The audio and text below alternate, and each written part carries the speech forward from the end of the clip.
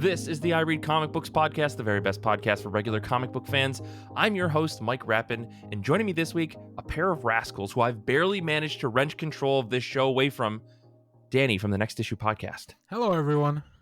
And Kait Lamphere. Hello. We are here today to talk about Kait. It's a whole thing. We sat her down. Kait, I didn't tell you this in advance, but we need to have a conversation. Oh, no. Before we get into that, let's talk about comic books. I'm here to ask two legally mandated questions, and that is, how have you been? How have comic books been? I don't even know where to start, so I'm just going to kick things over to Danny. Tell us, how have you been? What have you been reading? Mike, I've been doing very well. It is really nice and hot in Texas, so that really allows me to just stay inside. Playing card games. I've been playing a lot of One Piece and the Star Wars game that'll continue forever. Just waiting on the next set. Theory crafting, it's a whole lot of fun. But as far as comics have also been fantastic. It was actually pretty hard for me to pick something for this time around, just because there's so much good new stuff like from all over the place.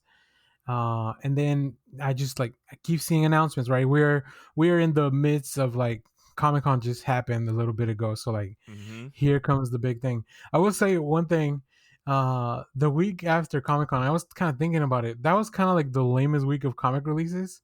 Oh yeah. For some reason, I think August has the 5th Wednesday. So there's 1 week where they do like a bunch of annuals or whatever. And I was like, the week after Comic-Con, and I feel like it's the one you should take advantage and just stack the deck, right?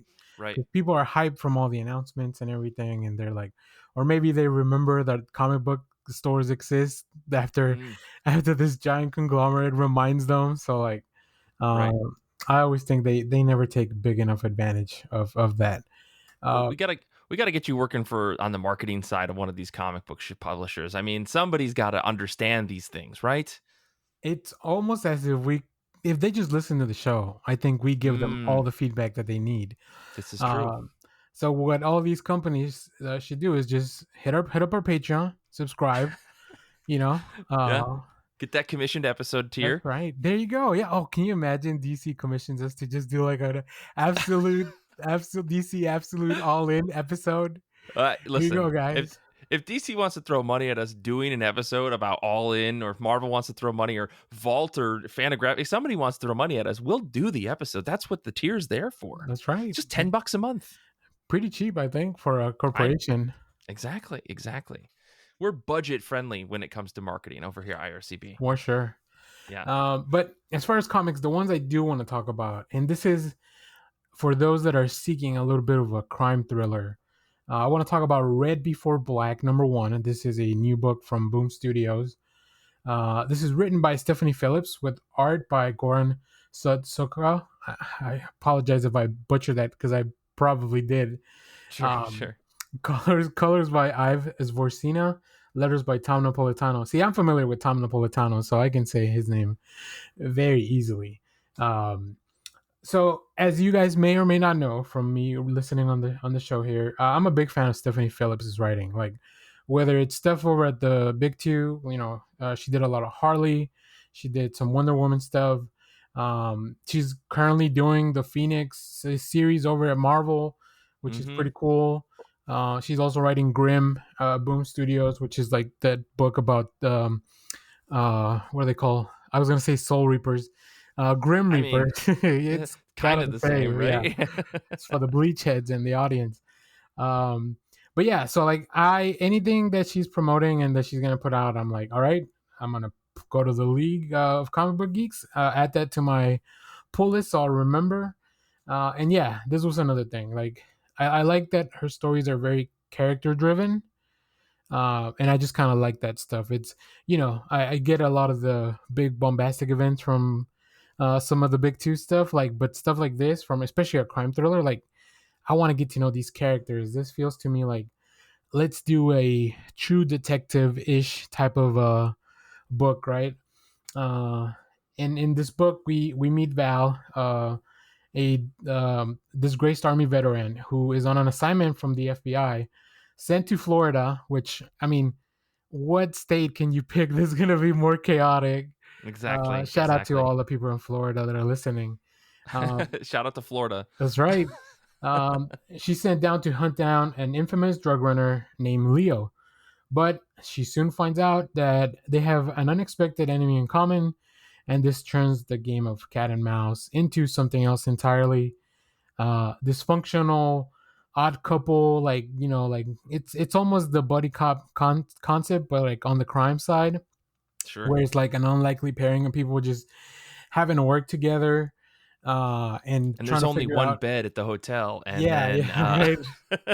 Uh, there's a lot of twists and turns, so I think it'll be interesting. Even just learning about the characters, like, will it definitely a lot of the expectations that I had going into this, I was like, oh, we're going in a different direction. So that was really nice. Big crime thriller genre fan over here. Like, kind of like Ed Brubaker gives me a little bit of that criminal stuff every once in a while. Oh yeah. So I need something to hold me in between his books. Yeah, right. And this is you know, perfect for him that. and Sean Phillips can only make so many books a year. I guess other people have to fill those gaps, and that's totally fine. Yeah, I get it, and that's why I like to talk about books like this, because people may not find those things just on their own. But the first issue does so much of the world building, so much of this heavy lifting. It really just kind of drops you into the Florida swamp. You even start with like the title's a reference to a snake, so like it's all very, very cool.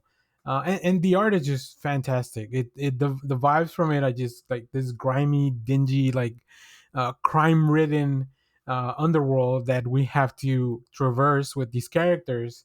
But it still has some levity to it. It still has some really interesting characters. Outside of our main protagonist, like, I just love like quirky characters that are like, there's no way this is a real person. But then you look on TikTok and like, oh, there are people like this in the world. Oh So, yeah. so I mean, art imitates life. So yeah, highly recommend this. Like I said, Stephanie Phillips. I kind of continue to just kind of read everything that she's putting out. So Same. and Boom Studios has also been on a pretty good trend of like, hey, you want something a little bit different, something fun? Check this out, right?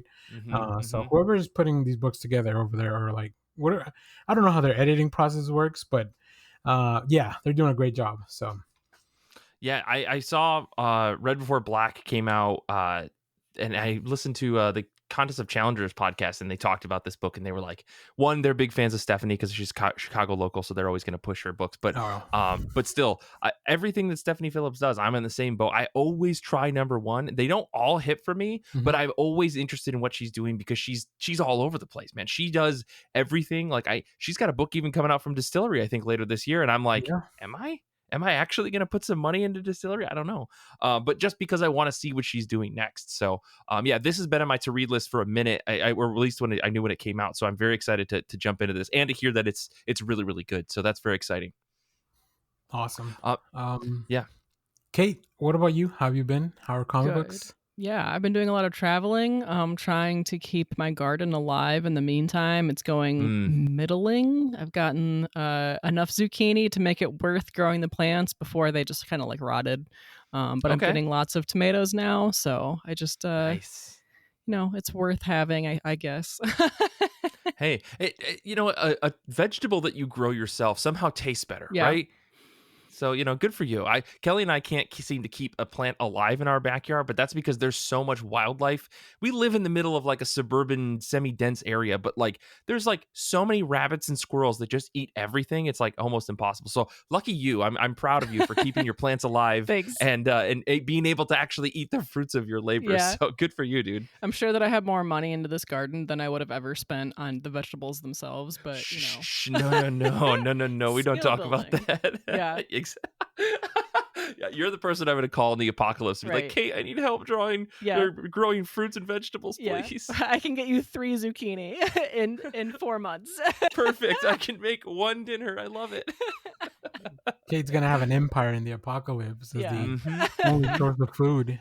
This one summer, Kate learned all the skills she's ever needed. Anyways, let's talk about comic books. Okay, so I read a book called Shubeik Lubeik by Dina Mohammed.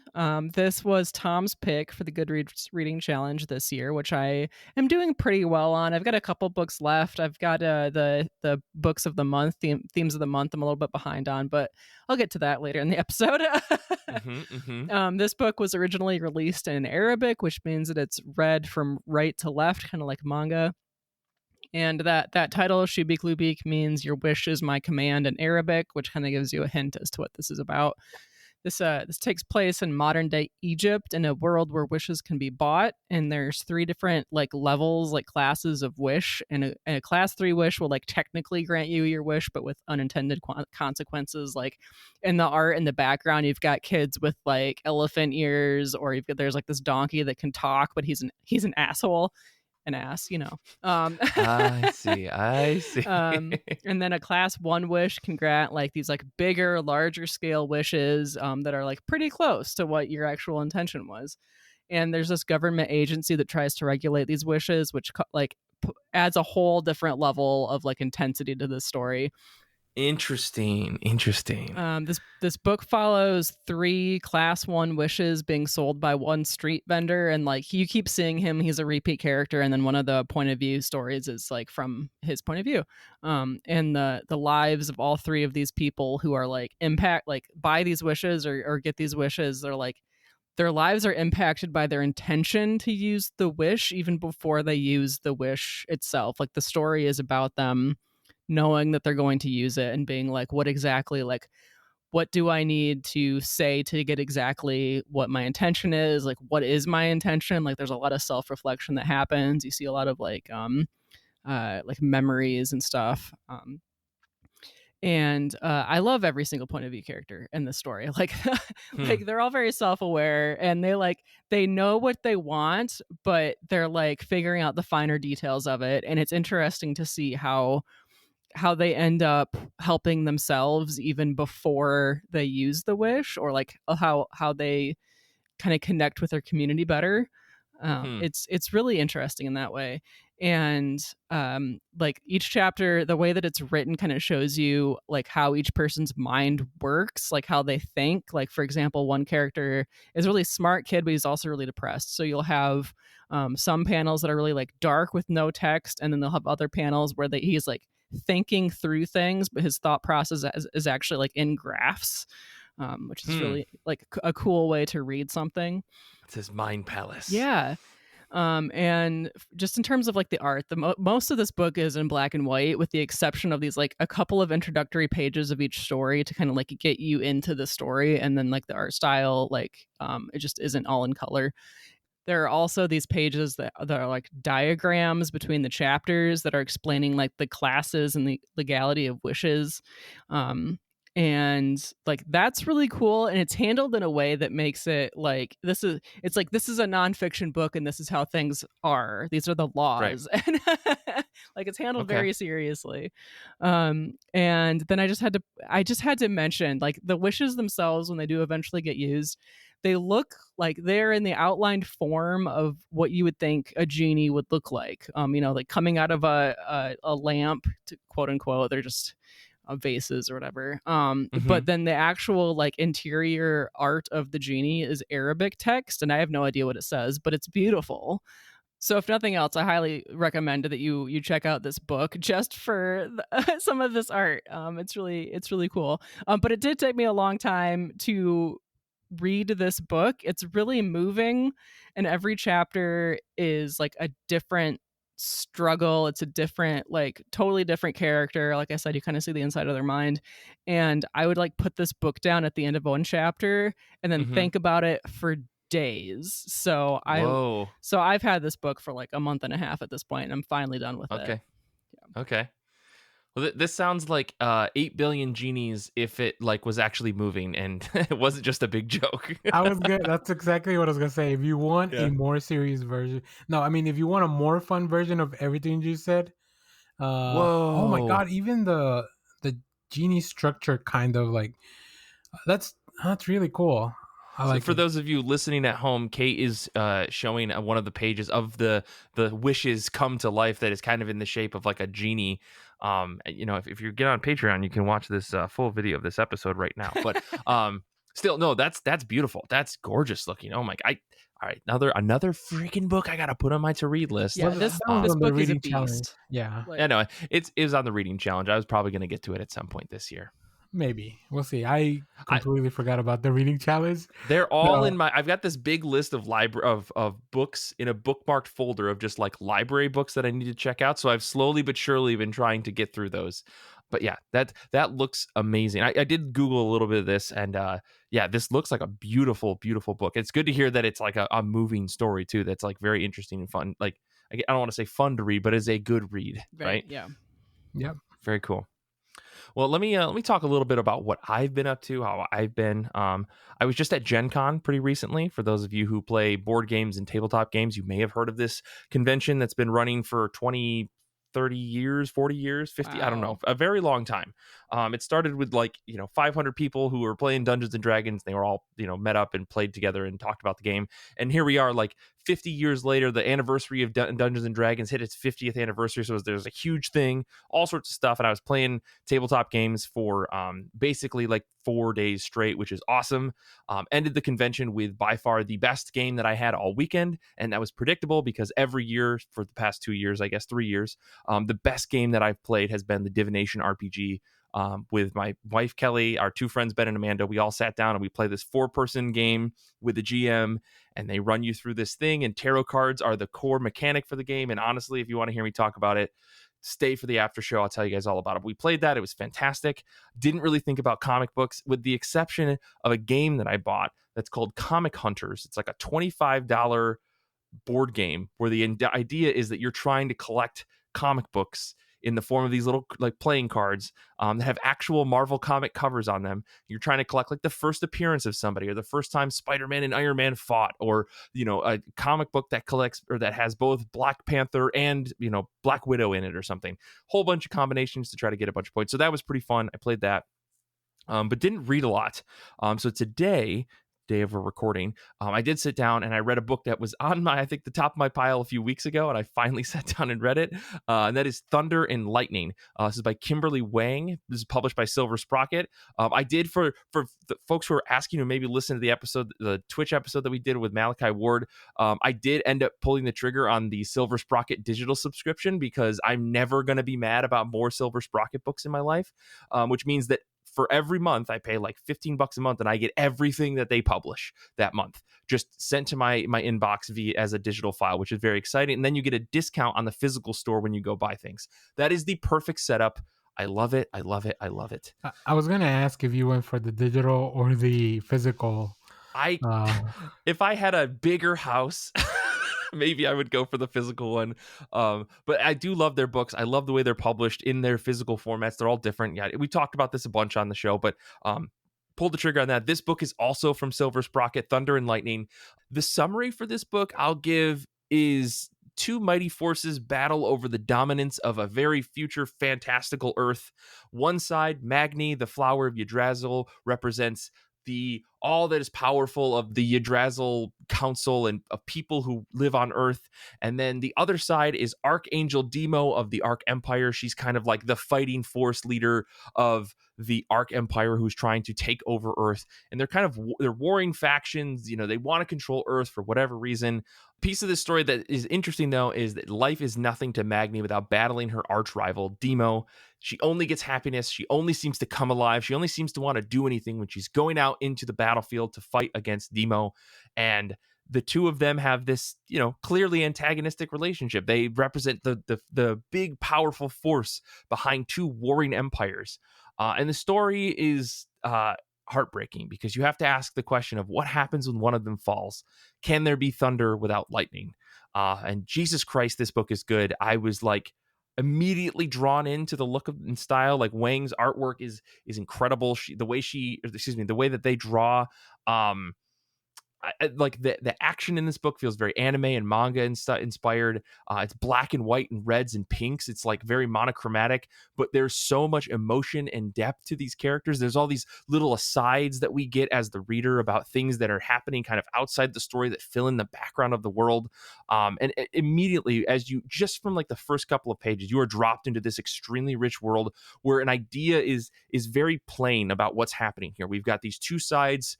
What do they mean to each other, right? What is death when you represent like the eternity of an empire? I don't know. I really liked where this story went. You kind of see where it's going, but at the same time, you don't realize how much it's going to hurt when it happens. And I really appreciated how like hard this book got me. Like I was like almost tearing up at the end of it, and I knew everything that was going to happen. And I really appreciate the way that Wang just like put it all together and told this story about these two battle princesses, essentially, who are the most powerful, violent forces in the world. And there's a big reveal 2-page spread that happens at the end that I was just like, oh no, this hurts way too much. It's amazing. I appreciate the pauses that are in this book. Like it's not just like nonstop action. There's a lot of like down moments for such a short book where you kind of get to breathe and take in the atmosphere of the story. And yeah, this is a good one. This is a really good one. It's incredible. Funny story about this book. I was at a birthday party for a friend of mine who lives in town, and I sat down across from this guy I'd never met before. We start to talking, and he's like, "Oh, you read comic books?" 'Cause I had an IRCB pin on, and I was like, "Yeah." He's like, "Oh, you ever read Marvel or DC?" And we started talking, blah blah blah. And I was like, "Well, do you like things other than the big two?" He's like, "Oh, I don't really read superhero comics. I like indie comics. I read some manga and stuff. Me and my sibling, we read a lot of anime and manga." He's like, "Do you ever read like indie comic books?" And I was like, "Oh, I think I had read some other Silver Sprocket book." And they were like, "Oh, Silver Sprocket. Have you ever heard of Kimberly Wang? That's my sibling. They put a book out." I was like, "Thunder and Lightning?" And my mind was blown. I was just chilling with this person's brother. I don't know, totally crazy. And I've been meaning to read this book since I talked to them. And I just was like, and it turns out the book fucking rules. So everybody go read this book. And support this creator because they work at Titmouse and they do like backgrounds in animation and stuff. I think that's so cool. But anyways, Thunder and Lightning's great. You should all read it. It's fantastic. I really, really enjoyed this little book. And their brother sounds cool. Yeah. And their brother sounds very cool. He is very cool. This premise kind of reminds me of the one Teen Titans episode of like Forces of Nature about the siblings Thunder and Lightning, and then Deathstroke tricks them into like fighting the Teen Titans, and I'm like, that story didn't have to go so hard. And it just like the way you're selling this book is like, this book also just went pretty hard with a lot of similar themes. So I might check that out as well. I guess there goes $15 a month. I'm just go on, $15 a month and get on that Silver Sprocket thing right now. Fine, I guess I'll drop one of my foil variants for the week. Oh, there we go. See, there we go, Danny. We're saving indie comics. I love this. Anyways, let's move on. Let's talk about comics that are at the top of our pile, comics that are new or old or just something you're trying to get off your shelf. Before we talk about what we're going to be reading next, I want to shout out Avocado Kenobi, who is hanging out with us on Discord. They're reading the Power Fantasy #1. Spoilers, that may be someone else's pick here in a moment. But before we reveal who that is, let me kick things back over to Kate. What is on the top of your pile? I am planning to read El Deafo by C.C. Bell. Kate Scotches has mentioned this in the show before, and it's been on my to-read list for a long time. And I decided to pick it up for the July theme in the Goodreads group, which was disability representation. I am behind by a few weeks. I actually haven't been very good at going back and documenting my progress. Like we have chat threads in the group for every month, and like I've been like kind of keeping up with the theme for the most part for what month it is, but I haven't been very good about going back and like telling people what I'm reading or like checking on what other people are reading. So my apologies to the Goodreads group, but everybody on there is great. They've got good discussion even when I'm not there. So go check that out if you haven't done that yet. This book, El Deafo, it's about a kid who starts a new school and they have a hearing device. I think it's meant to be kind of like a stand-in for a cochlear implant, but they kind of make a bigger deal about it in the book. And she's got trouble making friends, new school and everything, but that device gives her superpowers. She can hear things like across the school. And so this seems like it's going to be cute, kind of touching, and all the characters in this book are rabbits. So I am excited to see how they handle the like anthropomorphic stuff, if that even matters to this book, Sure. I've been meaning to read this book as well, if only because I've heard so many good things about it. And I think Kate has talked about it a few times, and I just need to again sit down and read it. Oh, it's very cute. Go check out that Patreon so you can see what we're looking at. It's a beautiful little cover. It's just the most adorable little cover of a book that you could see ever. So that's amazing. All right, another comic I need to put on my library list, guys. Come on. Can we just chill out with the recommendations? Let me talk about a book that I'm reading next before I rant even further. I am looking forward to reading The Power Fantasy #1. This is Kieran Gillen, Casper Wingard, Clayton Coles, Ryan Hughes. I mean, it's the new Kieran Gillen hotness. How do I not pick up this book? For those of you who don't know, The Power Fantasy is like, I've heard it pitched as Gillen's continuation of superhero stuff from Immortal X-Men, but with characters that he doesn't have to put back into the toy chest at the end. I'm all for that. If you don't know what I mean by that, I can read you the quick description that Image gives us, which is superpowered. You have certain preconceptions. They're incorrect. Here, that word has a specific technical definition, namely, any individual with the destructive capacity of the nuclear arsenal of the USA. There are 6 such people on Earth. The planet's survival relies on them never coming into conflict. Come dance to the ticking of the doomsday clock. The eternal fight against fighting starts now, which is kind of a bonkers pitch for a comic, but I love it. I love what Kieran Gillen does with superhero books. I mean, you could argue, and I'll talk about this a little bit more because I did play Die at Gen Con. You could argue that Kieran Gillen does very well with superhero books in general, and a lot of just supers. I think he gets it. But the early reviews for this book sounded incredible. I think it's out now. I'm very excited to just sit down and look at Casper's art. Like, I've seen a bunch of previews for it, and their art looks incredible. Their art's been incredible on a lot of other stuff. So, like, very excited to see what they're doing with Kieran on this. And it looks like it's just going to be a banger. This is like the next Die. This is the next Wicked and Divine. And I'm very excited to see like what happens and where this book goes, because this idea of like these superheroes or superpowered individuals, like, being so ambivalent to like the idea of superheroism is like so fun, so interesting. And yeah, so I'm very excited to get this. Just gimme. I just want to read this forever. I'm such a sucker for this, which was the exact opposite of the character that I played at Gen Con, where I was supposed to be the cynic about Kieran Gillen as a writer author. Oh no. So we'll talk about that again in the post show. But Danny, let's bounce over to you. What is on the top of your pile? Well, Mike, full disclosure, it was going to be The Power Fantasy #1, but I've gotten a chance to read that already. Okay. So I can't wait to hear what you say about it. I really love the whole idea of like the ethics of super heroic stuff and super powered individuals. Yeah. And who better? And when you mentioned that people have been talking about like a lot of the themes from Immortal X-Men, like if you read Judgment Day, like that whole crossover event with the Avengers and the Eternals and the X-Men, like a lot of those themes carry over, but obviously in a completely different context and world. Hell yeah. And if you haven't read All Against All, then you haven't really lived Casper Wingard's art. So make sure to go check that out. But one last aside, I do want to give a quick shout out to DC versus Vampires World War V, because I feel like it is my duty to mention that book exists. Okay. Who does DC think they are trying to publish a vampire book right in the middle of Marvel's Blood Hunt event? Okay. Yeah. That book should be coming out as of the release of this episode. Yeah. But the book I'm on top of my reading pile is also coming out as of the release of this episode. It is X Factor #1. This is another New Beginning from the Ashes X-Men line books. It's going to be written by Mark Russell and with art by Bob Quinn.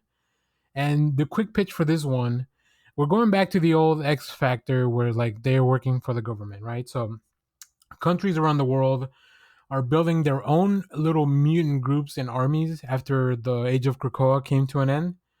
And of course, America, they need X Factor again, gathering the most powerful, most patriotic, and most marketable mutants that they can find. And if you want to hear who those mutants are, the team consists of Angel, Havoc, Frenzy, Feral, and Pyro. And I don't know how they're gonna market Pyro with that skull tattoo that he put on his face Yeah. a little while ago. That's gonna be interesting. I'm trying to Farrell is the little. Okay, I know who Farrell is. Okay, Yeah. I thought Farrell was the little guy, the little like miniature Sabretooth guy that was on the No, Hellions no, no. team. Yeah, I know who That's you're a thinking of. That's Wild Child. that's a Wild Child, different guy. Yes. Okay. Wild Child, not as marketable and probably not as patriotic as some of these other.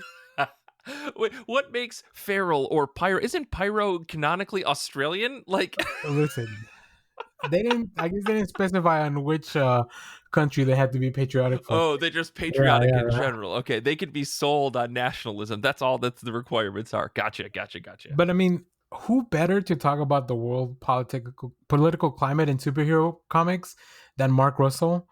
Like, if you haven't checked out some of other Mark Russell's work, like everything has a lot of really good social commentary that it's not like super in your face, but like once you start to think about stuff and like, I mean, you definitely should think about what you're consuming, but it's not a requirement to enjoy the book, but it just really adds that extra layer. And then of course Bob Quinn, fantastic artist. He worked a lot on Alligator Loki, which is tonally very different than this, and also Kill Your Darlings, which is also very totally different than this book. So I'm looking forward to seeing what Bob can bring here. So yeah, very excited about this book. I've been checking out all the new X-Men books.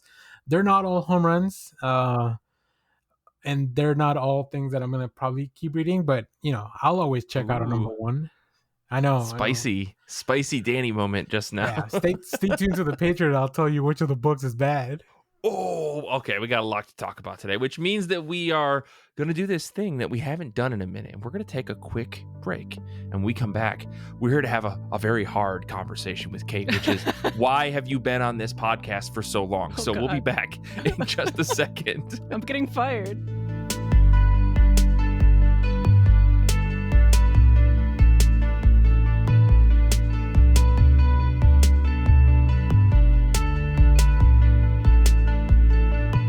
For our show this week, we are talking about the one and only Kait Lamphere, our good friend who's been on the show, oh boy, a real long time. I was looking at this. As part of these panelist episodes that we're doing, I go back and try to find the first episode that people were on. Kait, your first episode was episode 141, all the way back in 2017. That's what my notes say.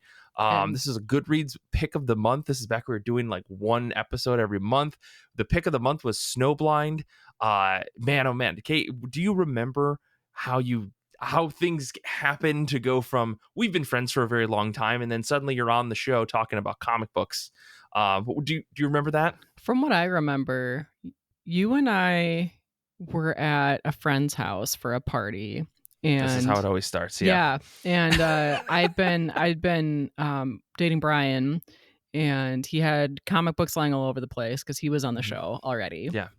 And so I was starting to read comic books, and I'd go to the shop with him and pick up comic books that he wasn't reading. And I think I cornered you at this party, and I was like, Mike, you got to talk more about some indie books. Like, have you ever heard of like Lady Mechanica? Or oh no, yes. You know what? As soon as you say that, I remember exactly that thought, because at that point I had moved to New York, right? And I think I must have been back in Michigan for this. And I think it was, you cornered me. You're like, Lady Mechanica. I was like, oh, I think I've seen that on Comixology Submit, maybe. And just being like, oh, weird steampunk stuff. And I did end up trying it. And I will admit, Kait, I don't think it was for me. But at the same time, I had known you long, and I was like, yeah, you can, I guess we could have you come on the show and talk about comic books with us. I remember being very nervous about being on the show for a long time. And now I'm rolling up here with fruit snacks in my mouth.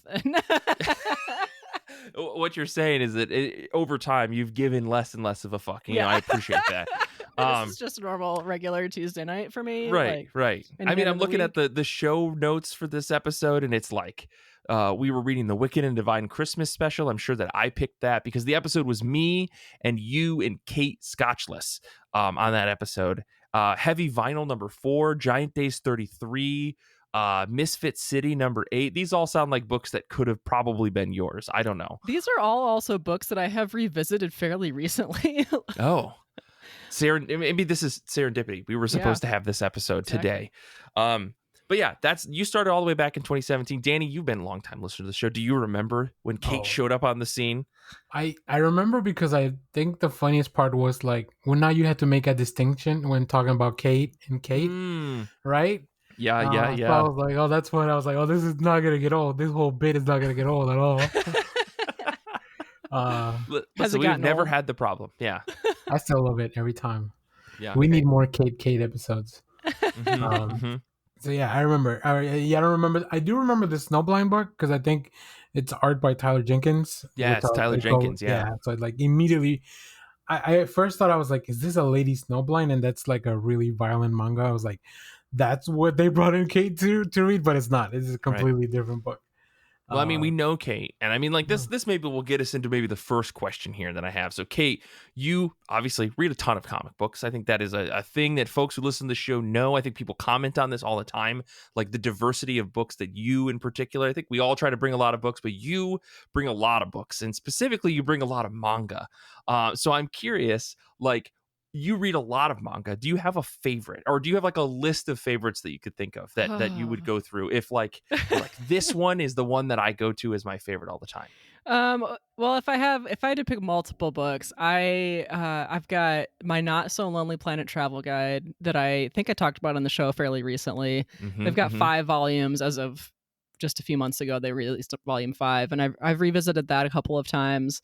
That's a good reread for me. I've got a couple of series that I have like immediately bought after reading volume 1, and then I haven't even finished those series yet. Sure. Love that though. So that's like Silent Voice, for example, or I've got something called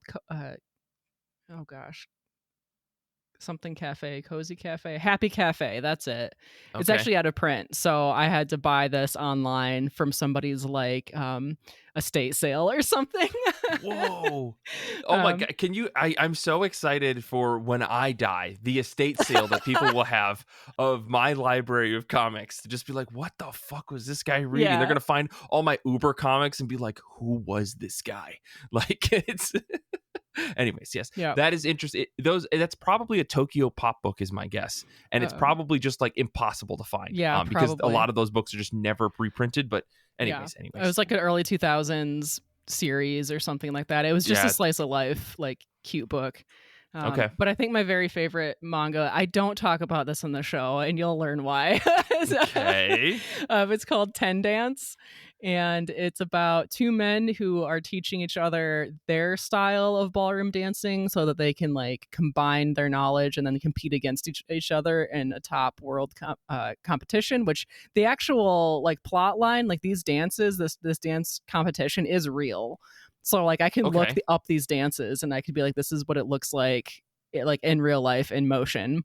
And through the course of teaching one another these styles of dancing, they fall in love, of course. Of course they do.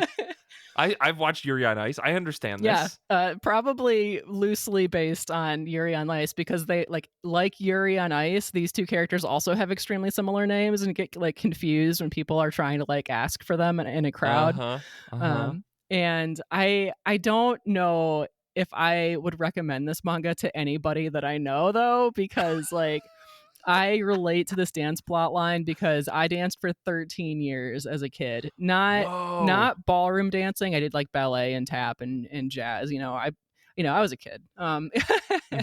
But like I get what they're saying when they say like it has to be like a full body movement, or like you turn here, or like you have to pose here, your hands have to be this way. Like I understand it, and I also understand like the pressure of like this is a competition arc, or this is a performance, or they're meeting somebody new, they're introducing somebody new into their studio. Like I get all that.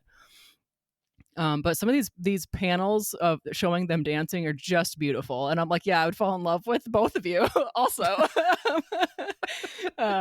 And in terms of the romantic plot line, there's this like push and pull where each of them are like pining more for the other one throughout the series, and they never really quite line up. And like they've both only ever dated women. These are like adult men, and they're like, what do we do about this? Like, and it's not, it does take place in modern Japan, but Japan is still kind of like about gay marriage, and Right. so they have to deal with that also. They like their parents are still involved in their lives. They have to consider that, and then they're supposed to be competing against each other at some point, and they have to consider that. Of course. And this has been going on for 7 volumes. Amazing. Kate, why would you not talk about this on the show? I mean, I know at least 3 other people who are on the show that would enjoy this book. I'm certain of it, myself included. Yeah. Okay. Like sometimes it's like the BL manga can get pretty spicy, Oh yeah. Explicit on page. This one doesn't, with the exception of like there's a couple of bonus chapters that they get kind of close. Like they're not boner. They're more like boner chapters. Yeah. So I'm like, I don't want to be like, everybody go out and read these books and then have them be unprepared for like almost explicit BL. Sure. I understand that. Yeah, there's a handful of BL manga that I have read that I just probably won't talk about on the show because of how explicit they are. And I wasn't aware that they were going to be, and I got tricked multiple times by multiple series. Oh yeah. So because sometimes these books start off very heartfelt and you're like, oh, this is kind of cute, and then suddenly dudes are jerking off. It's crazy. So yeah, 10 Dance, not that spicy, I guess. Yeah, very lusty, but nothing happens. Nothing happens in panel. Okay. I think dancing is already like pretty close to that. So yeah, very sensual. Yeah. Well, cool. I guess Danny, take over. I need to shut up. Otherwise, I just please ask Kate anything. Well, I did want to ask, like, Kate, have you ever made Brian to try one of those dances? Like, come on, we got, No. That would be hilarious. I think $5,000 Patreon goal. We'll get Brian and Kate to do a ballroom dance. Yeah. Get those dance lessons we never got before our wedding. There you go. I like it. All right. Well, Kate, you've talked about tea on the show, including recommendations of tea and comics and pairings. We maybe did like a zine for 3 years that had book and tea pairings and stuff, Yeah. So I wanted to ask, and I wanted to talk about tea. First of all, my first question, do you prefer that over coffee? This is a very difficult question for me to answer, and I don't like it. For folks at home, I know Kate and Brian's living situation and who they are as people because I've known them for 10, 15 years at this point. Coffee is a core pillar of the household, I'm certain. So I understand the difficulty here, Kate. Yeah, I really...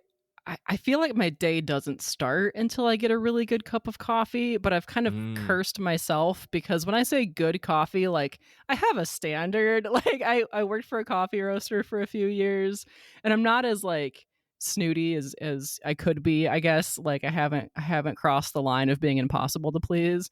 But man, if I've done this before where I'll be on vacation, I'll have like done my research and picked out a coffee shop, and I'll be like, this is where I can get like an origin bean, medium roast, something like from Kenya or from Costa Rica or something.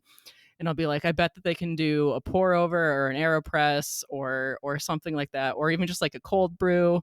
And I'll get there and it'll just be middle of the road coffee. And it'll be like my day hasn't started yet. It's already 1 p.m. I have to go back to bed and reset. Like So do you have like a full coffee setup at home then? Like beyond just a drip coffee maker? I have like 5 ways to make coffee at home. Yeah.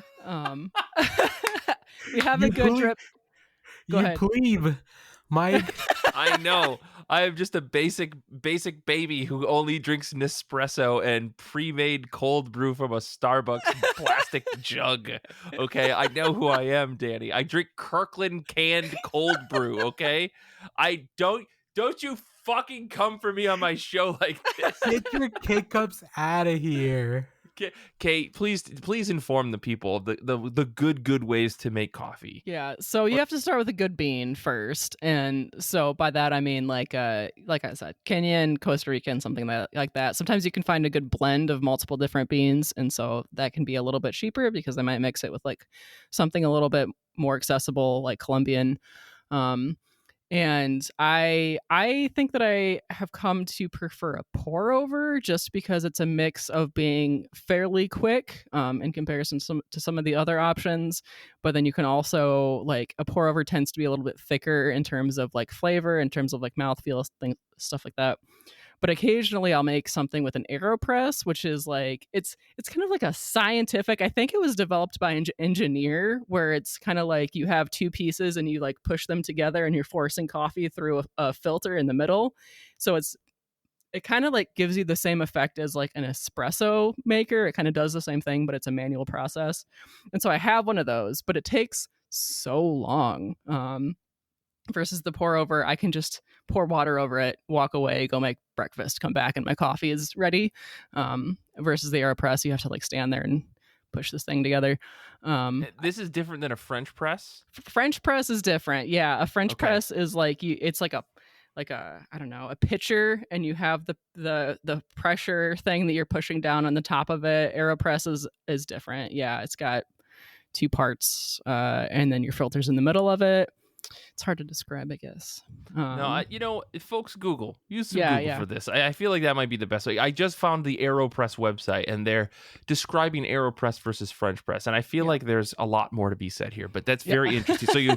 So you make some really good coffee for yourself. That starts your day. And I guess to get back to Danny's question is, do you prefer? Oh, go ahead, Danny. I just wanted to put this in. If anybody's listening, I want to read the manga now about coffee called Drips of God, which is a play on Drops of God. Yeah. And then Kate can help you put like all the little notes in the back. So any mangaka listening, listen, we can do something. Let us know. There we go. Okay. Coffee is popular, I hear, around the world. Yeah. Interesting. I wasn't sure about that. But also a reason to get on top of climate change, please, because the areas that we can grow coffee are shrinking. Oh, you don't want synthetic coffee grown in a lab. Well, really quick, I just want to say there is a manga called Perfect Blend. It may be illustrated by AI. I'm not sure based on just the cover. It spells out the word coffee, but it's in that weird thing where like AI doesn't understand how letters work. But that is a 24 chapter tapas comic, and there's one called Coffee wo Shizuka ni, which is a third-year high school girl who can't wait to become a real adult one day. He passes by a cafe and finds himself mysteriously drawn to the proprietariness, a mysterious woman who seems to be hiding a secret sadness through coffee, and through his encounters with other cafe patrons. He begins to taste the bittersweet feelings of love and growing up. Aww. So, I mean, there's some coffee manga out there, Danny, but Drips of God is maybe S-tier titling. So I don't know, man. There are also, if you guys remember, I haven't been taking a lot of time to sit down and watch TV this year, but I really like K-dramas, Korean dramas. One of my favorite Korean dramas is called Coffee Prince, which is a romance that takes place mostly in a coffee shop. And right. It's very cheap if you only have one set, right? Yeah. And then there's also a K-drama called Would You Like a Cup of Coffee, which is more of like your like very cozy level story of just this kid who's like, I'm going to learn how to make coffee and I'm going to do it here. And the owner is just like, all right, guess I'll teach you how to make coffee. Okay. So, you start your day with coffee then. When do you switch to tea? Because I imagine there is a progression, right? Sorry, Danny. If you had a different question, I can shut up. No, that's it. Curious. I intend to switch to tea after lunch. So basically, like on my average day, I'm working from home. I have my entire tea collection at hand, basically. Sometimes I do just make a second cup of coffee and then I can't sleep at night. So, okay. But I try to switch at noon. And then like once I have switched to tea for the day, I can like progressively step down the amount of caffeine, like start with black tea and then go to green tea and then go to herbal tea. So I can drink a lot of tea in a day if I start drinking tea after noon. That's the thing. Okay. I've got to do the first cup and then it's switched for the day. and I like loose leaf tea, because like first of all you can like change your ratio of water to tea, like you're not stuck with however much they put in a tea bag. But also like the places that you go to buy loose leaf tea are just like nice shops. Like one of my favorite places is up on Glen Arbor, Michigan, along Lake Michigan, cozy little town. I can also go to the little bookstore there, and then I go into the tea shop, and somehow every year they recognize me, even though I only go once a year. They only have 7 customers, Kait. And you are one of them. Well, they might do a lot of online sales. Sure. You might not be wrong. But... It's like a Stephen King small town kind of place. Like eventually they're going to be like, try this specialty, and then you're going to like revert to a child or something like that. Right. I don't know. Yeah. And then I've also found tea, like loose leaf tea, being sold in yarn stores in random places in northern Michigan, and it's really good tea. That tracks though, right? Yeah. Like if you're knitting, you're probably drinking tea. Like that's just a perfect grandma thing to do, right? I don't know. And where does being from the South, I gotta ask, where does iced tea fit into all of this, Kait? Oh boy. Personally, I try to keep some cold version of either coffee or tea around, but I make it myself and I don't add sugar to it. Like iced tea in the South is like totally different than my idea of what I make for iced tea at home. You can get unsweetened, like which is the dumbest thing. Asking for unsweet iced tea is the weirdest thing, because of like, why is the assumption that the tea is gonna be sweet? Right. Yeah. I kind of use like the iced, like a pitcher, like I'll whatever I make to have in place of like, I don't want to drink a lot of soda, for example. I don't want to like buy like a ton of LaCroix, even though I also drink that. Yeah. Hey. So I'll just like have something cold prepared in the fridge. And I kind of use that to like get rid of the stuff that I'm not super fond of. Because like the flavor kind of changes once it's cold. Especially like coffee can be like I don't know, kind of thicker. That actually coffee, like iced, if I like make like cold brew coffee just in my fridge, like I'll mix that with milk sometimes. Tea, just like a hot fruity tea to me is not good. Like it doesn't taste good. But iced fruit tea, like that's amazing. Like that is what you drink on a hot summer day, right? Right. Natural sugars, it's different. Yeah. Right? Well, that's all my key questions I had, Mike. Oh no, I appreciate it, Danny. I think this is Kait was the one that brought the like book tea pairing thing to the point where I think, didn't we do an episode where we did a book and tea pairing? Kait mailed me like a specialized little box, and she's like, here are the teas I want you to drink, and here's like 15 other ones that you should just drink. And I was like, oh, okay. Yeah. I just had tea for forever. I'm not a big tea drinker, I'll say. The only tea that I regularly drink is mint tea. I really like mint tea a lot. But otherwise, yeah. But it was nice to have like a variation. I ended up taking, I think you gave me like 5 packs of something, and I brewed it with as iced tea. It was great. But I'm curious though. So like the other thing that I know about you, Kait, I think this is the thing that I always was like shocked when you first told me, is that you are an avid knitter, but you are also like a chainmail maker. Yeah. So I'm curious, how does one go from not in those hobbies to in those hobbies? The influence of other people. Okay, right. Same okay, for that comics, makes sense. in my experience. So I started making chainmail, which is like the armor chainmail, not like spam letters. I'll tell people I make chainmail, and they'll think, like, is that expensive? Like, do people read that? Do you get responses? I'm like, what are you talking about? I forgot that was a thing. So this is the armor, but I use it to make smaller things mostly. Like anymore, It's just little pieces of jewelry, like the little baby Grogu armor. Right? Yeah, I have actually made like teddy bear armor for someone. Kait was the armorer. She got the imperial. What was it called? It's the metal name that I can't think of, and made it into chainmail for baby Grogu. Busker. Beskar. There we go. Beskar. There we go. We got there. We were joking earlier, like before we started recording, we were joking that because of Kait's gardening skills, also like we would have to go to her during the apocalypse.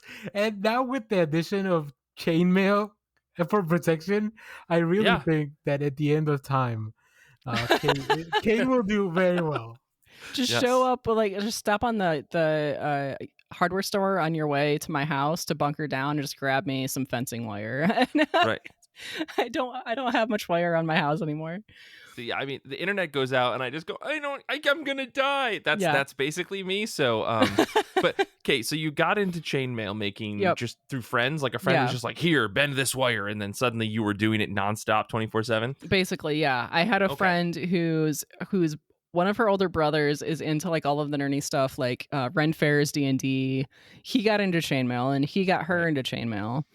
And then she got me into chainmail, and I didn't stop making chainmail for multiple years. Like one summer, I made like a vest, and I made stuff that like has like basically rusted and fallen apart at this point because I was using fencing wire at the beginning.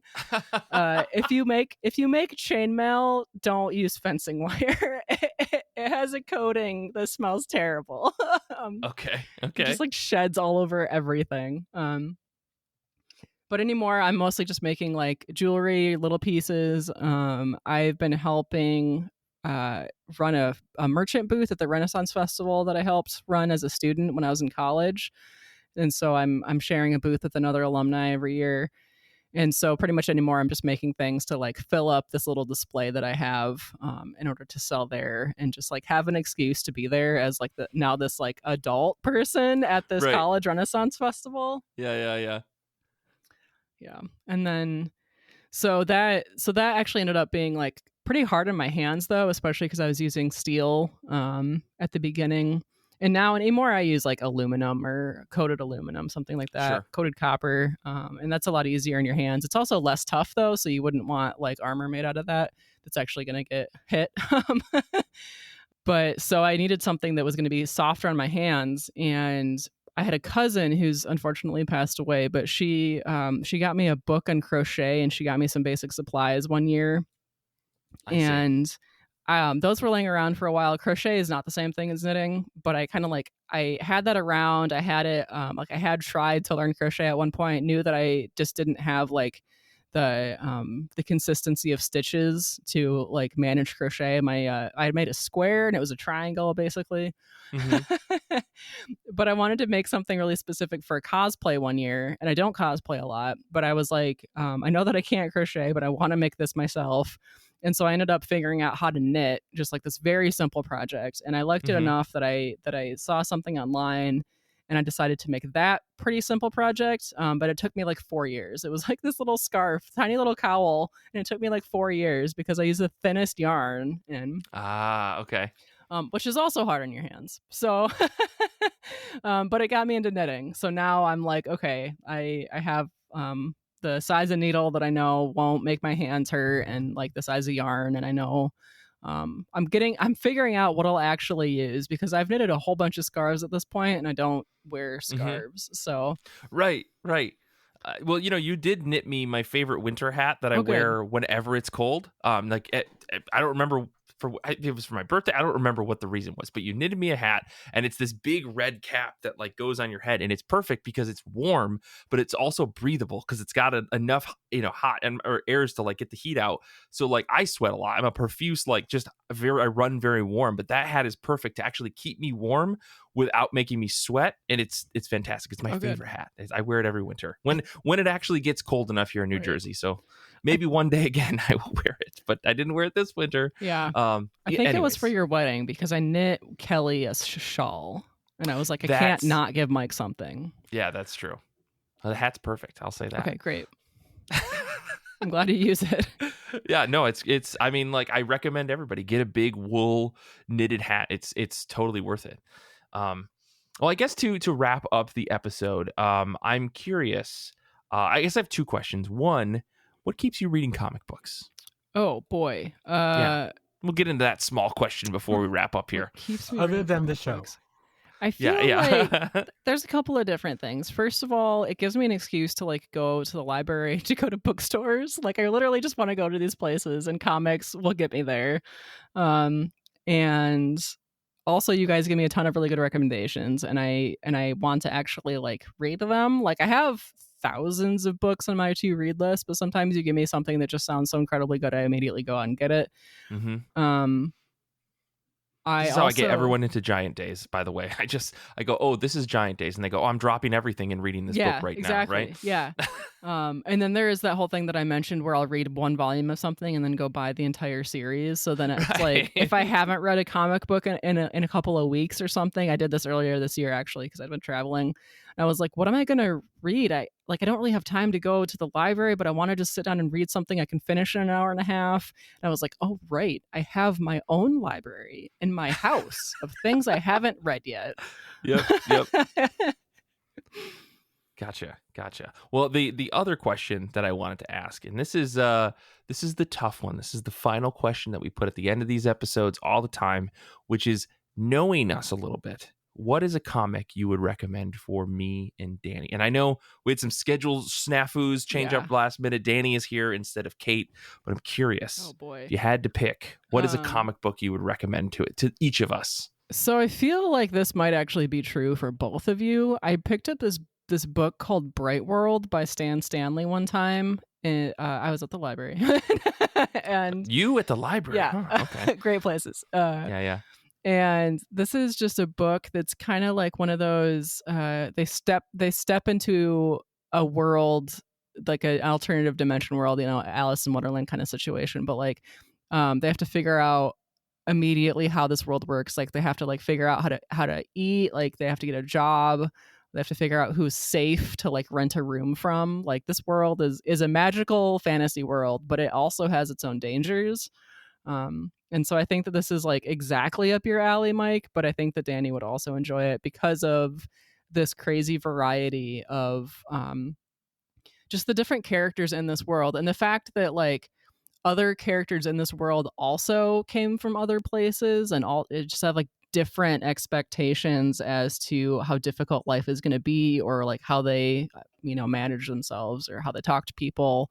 And so there's like this kind of fantastical, interesting story, but it's like there's like this careful weaving of like getting to know people enough to be safe there.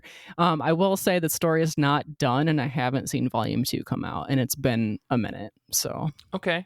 Well, the thing that immediately makes me think, yes, I'm gonna love this, is that the 3 recommendations on Amazon next to this book that are more like Bright World Volume 1 is Chef's Kiss Deluxe Edition, Camp Spirit, and The Prince and the Dressmaker. And I think also, if I scroll through here, Squad, Taproot, Girl in the Sea. I mean, like, yes, cheer you up or cheer up. I mean, Pixels of You, come on. Yeah. Okay, Kate, I get it. You fucking nailed it. You got me. Shit. Yeah. Well, Camp Spirit and Taproot, I agree with, because it's kind of like darker supernatural. Sure. Yeah. Okay. Deadly. Oh, now it's starting to show me Deadly Class, Lumberjanes. I mean, we may not be in the same boat, but nonetheless, I think those first 3. I also saw there was what is it? Bloom. Bloom was also a recommendation on this too. So, okay, you got me, Kate. I don't Danny, know if this Danny, you'll have to let me know if you actually like that if you read it.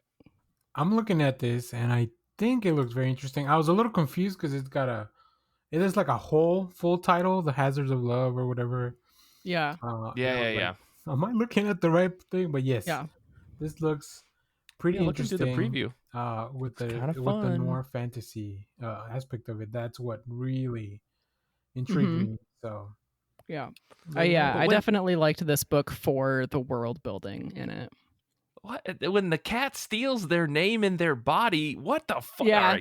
All right, Kate, I'm reading this book. I'm going to the library tomorrow. I'm going to get this book.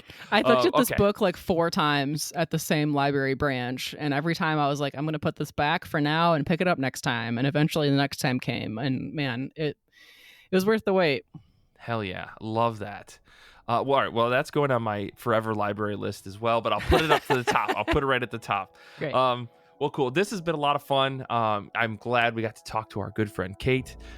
This wasn't a serious sit-down conversation. This was a fun conversation. So sorry to scare anybody. I wasn't about to fire someone live. Though I think that's what's going to happen one day is I'm just going to start picking people off on the show. Just like, this is your last episode. And that's how we end IRCB.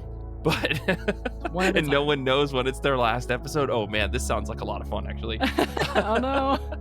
But no, I really appreciate you guys joining me tonight. This is a lot of fun. Kait, you have been a stupendous, incredible addition to the show. For 7 years you've been on IRCB. Hopefully you'll be on for another 7, 10, however long this show runs for. But yeah, it's been a really, really fun time. Yeah, this was... Danny, you've been great too. You know this. But thanks, Mike. To wrap up the show, I'll say thank you to everybody listening live. Thank you to Zander for editing this episode. Next week's show is going to be, let's see what we've got on our schedule here. I'm doing this live, so I'm sorry, but we're going to have a special guest. That's what it is.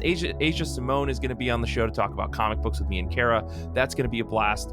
And so I guess until next time, I want to say thank you to everyone for listening. Comics are good, and so are you.